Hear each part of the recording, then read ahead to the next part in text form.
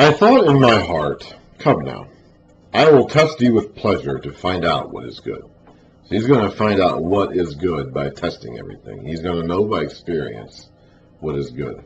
But that also proved to be meaningless, or futile, hevel, breath. Laughter, I said, is foolish. And what does pleasure accomplish? I tried cheering myself with wine and embracing folly, my mind still guiding me with wisdom. So he didn't give himself over to addiction or dependency. He did this with enough, he went down the path of folly. He needed to know experientially the difference between the path that leads to wisdom and the path that leads to folly. He's talking about that in the book of Proverbs, choosing one over the other. He had to know the difference. He wanted to experience the difference. So he went down the path of folly, but he did so with enough moderation that he never lost himself along that path. He kept his wits about him, his wisdom about him enough that he never gave himself over to drunkenness or debauchery or addiction. Doesn't mean that he wasn't maybe going the wrong way. We read in Kings about him going the wrong way. But at least he never lost his awareness of what he was doing. That would be a fool. In the book of Proverbs, we refer to those people as fools or mockers. The people who do the wrong thing and have no awareness of it and no desire to be aware of it. Solomon did not go into that category. He may have been doing the wrong things, but he never lost his awareness of that. I wanted to see what was worthwhile for men to do under heaven during the few days of their lives. I undertook great projects. I built houses for myself and planted vineyards. I made gardens and parks and planted all kinds of fruit trees in them.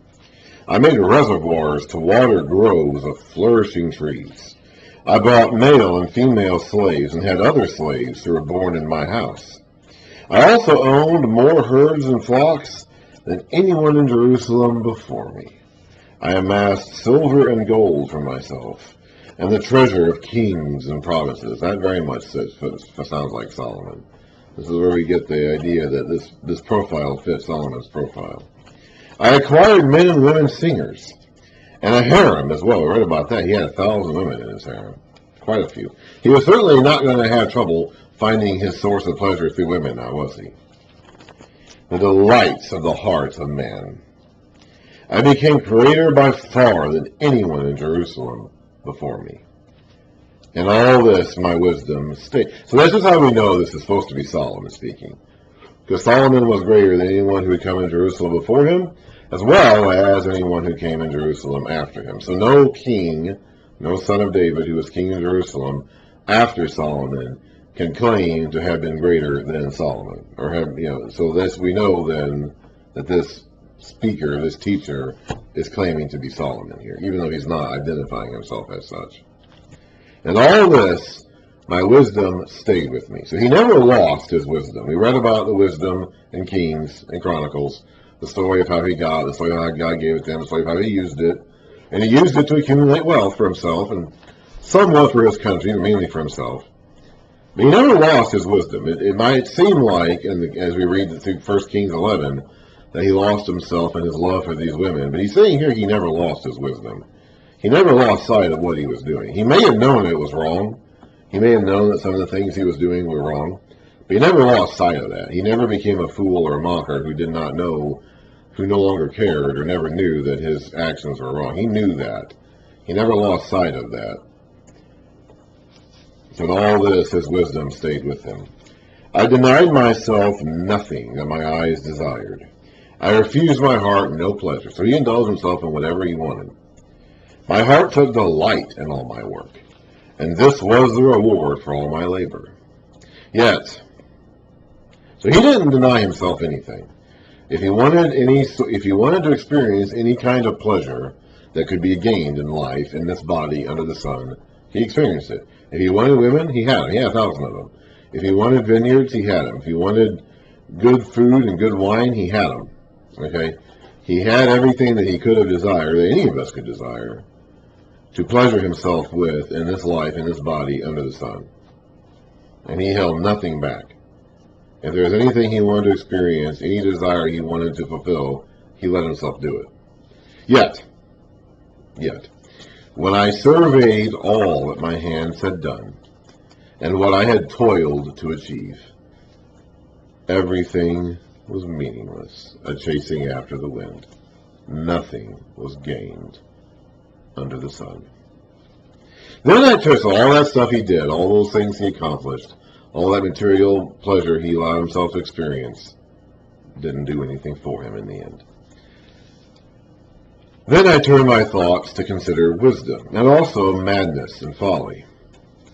What more can the king's successor do than what has already been done? So what more can his son, Rehoboam or whoever, do that he has not already done? I saw that wisdom is better than folly, just as light is better than darkness. The wise man has eyes in his head, while the fool walks in the darkness. But I came to realize that the same fate, death, overtakes them both. So the wise man and the fool are both destined to die. Under the sun, in this body, in this life, it's going to die. It's going to be meaningless. It's going to be vapor. They're going to be born and they're going to die, like we said earlier. Then I thought in my heart, the fate of the fool will overtake me also. What then do I gain by being wise? I said in my heart, this too is meaningless. For the wise man, like the fool, will not be long remembered. In days to come, both will be forgotten. Like, if you want to know why he didn't name himself in this book, that's probably why. To help make the point of him being forgotten. Because it doesn't matter. He's going to die, he's going to go away, and in the days to come, he won't be remembered. It's probably why he didn't identify himself by name here. Like the fool, the wise man too must die. So I hated life, because the work that is done under the sun was grievous to me. So he had gotten to the point where he hated it. He enjoyed it, he indulged in it, he didn't get anything from it. It didn't satisfy him. He knew it was all temporary. He knew it was all transient. He was going to die. It wasn't going to keep him from dying. He was going to die anyway. And so then he began to hate it. Then he began to resent it and see it as a grievous thing to do. All of it is meaningless and chasing after the wind. I hated all the things I had toiled for under the sun, because I must leave them to the one who comes after me. He doesn't get to keep them. We read all those buildings he did. He built the temple. He built his palace. He built this great wooden house out of the wood of Lebanon. He built all these other things. He built these villages, these cities. He acquired these trade routes, all this magnificent opulence. And he didn't get to keep any of it. And as we read, when we get back to the history of it, not long after he died, it was plundered from his kingdom. So even his son didn't get to keep it. So he did all that essentially for nothing. He accumulated all that wealth essentially for nothing. So that someone else would eventually come and steal it, basically.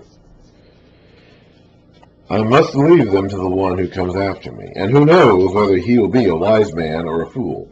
He had spent all the book of Proverbs trying to teach his son to be a wise man. Maybe now he's not so certain that that worked, huh? Yet he will have control over all the work, and Rehoboam will not end up being a wise man. When we get back to the history of it, we'll find out Rehoboam was not, in fact, a wise man. Yet he will have control over all the work into which I have poured my effort and skill under the sun. This, too, is meaningless. So my heart began to despair over all my toilsome labor under the sun. For a man may do his work with wisdom, knowledge, and skill, and then he must leave all he owns to someone who has not worked for it. This, too, is meaningless and a great misfortune. What does a man get for all the toil and anxious striving with which he labors under the sun? All his days his work is pain and grief. Even at night his mind does not rest. This, too, is meaningless. I'm sure we've all experienced those nights where we can't go to bed, can't go to sleep because we're up thinking about what's going to happen the next day or what we've got to do. So we work and work and work all day long, and all night long we worry about our work, and it doesn't accomplish us anything. A man can do nothing better than to eat and drink and find satisfaction in his work. This too, I see, is from the hand of God. For without him, who can eat or find enjoyment? To the man who pleases him, God gives wisdom, knowledge, and happiness. But to the sinner, he gives the task of gathering and storing up wealth to hand it over to the one who pleases God. This too is meaningless, a chasing after the wind. There is a time... Actually, let's go ahead and stop there.